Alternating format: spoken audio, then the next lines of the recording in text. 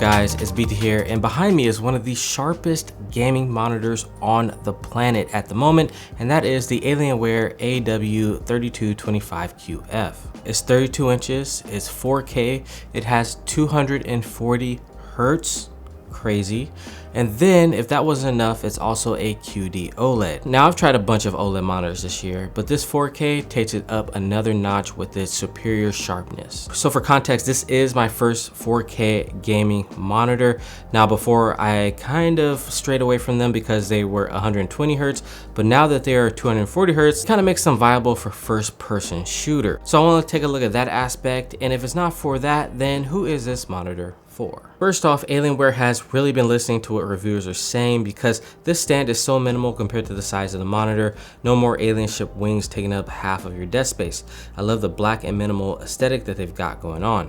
The display is curved, but it's not a very aggressive curve. It's a 1700R curve. You'll find that with this monitor, it'll give you a nice gentle curve, which brings in the corners of the monitor so you don't have to turn your head so much, which I really like with a monitor of this size. Moving on to the ports, it has the HDMI 2.1 port, which has eARC. I know that is important for hooking up sound bars. It also can go up to 120 hertz for console gaming as well. This will be the perfect all-around monitor. When it comes to colors, nothing is doing it like OLEDs right now. It has 99% of the DCI P3 color space, covering a wide range of colors. It has a high contrast ratio of 1,000,000 to 1. The contrast is the difference between the dark and the light portions of the image, so it's able to create really dark darks and really high bright highlights.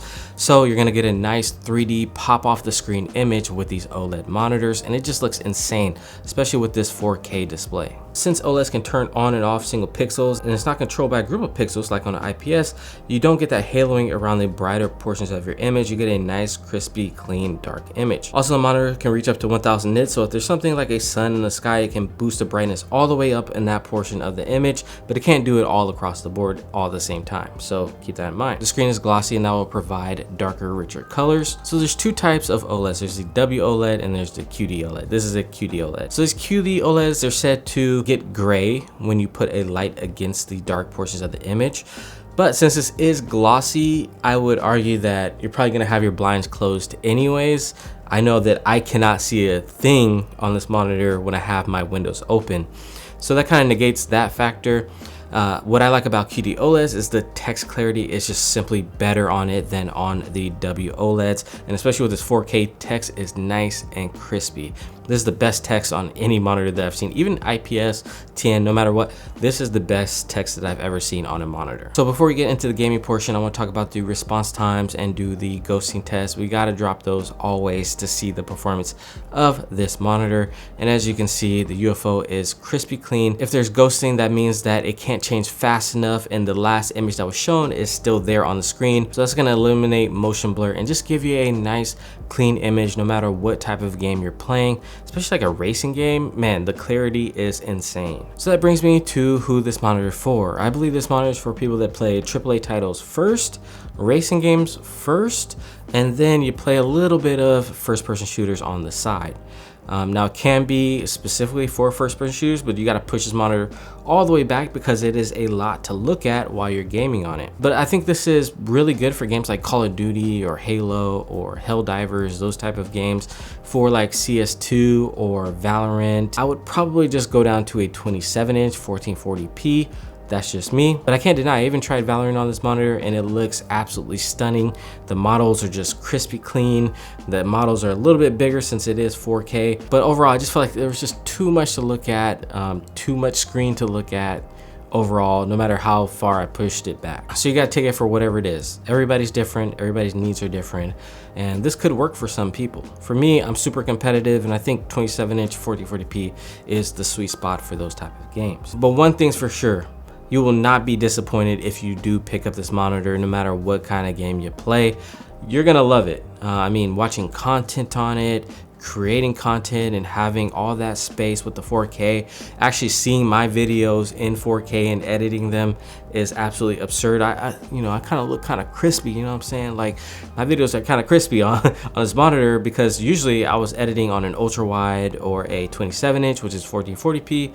So it's really nice to actually see my content in 4K. Now, I've been using OLED since the start of the year and I haven't seen any burn in on any of the monitors that I've been using. Now, this does have that technology where it moves a pixel over and up depending on, you know, when it needs to refresh, which is actually nice, and it keeps your image always moving. So that's a smart idea by Samsung, or Alienware in this case, since they're using the panel. So I don't think you have to be too worried about burn-in at this point. And I also have friends that have a bunch of OLED monitors and they haven't seen any burn-in on their TVs or on their monitors. I'm not saying that it can't happen, but these new wave of monitors and TVs are really, really good, and they're kind of fixing the problem of burn-in when it comes to their panels. If you're looking for an in-game monitor, this is it. It's coming in at $1,200, which isn't all that bad considering you're getting one of the best monitor techs out. OLED, high refresh rate, low response time with a high resolution. You just don't see this. Now, Alienware monitors are pretty bare bones when it comes to features. Just keep that in mind. What you see is what you're getting. You're getting, again, 4K, 240 Hertz, 0.03 milliseconds, OLED. 4K, it's sharp, it looks good. That's it. There's no extra features like a high refresh mode, none of that. It just is what it is. And some people might, you know, look down on that, but when you look at the pricing, they did kind of account for that, and it is a little bit cheaper than the competition. So if you're just looking for a 4K monitor, then I think you can look no further than this, because it's one of the best monitors that I've ever personally put my eyes on. And I don't say that lightly. It looks different. It's diff. All right, guys, so that's gonna do it on my review of the Alienware AW3225QF. If you have any more questions, let me know down in the comments below and I'll be sure to answer them. It has been your boy BT saying peace.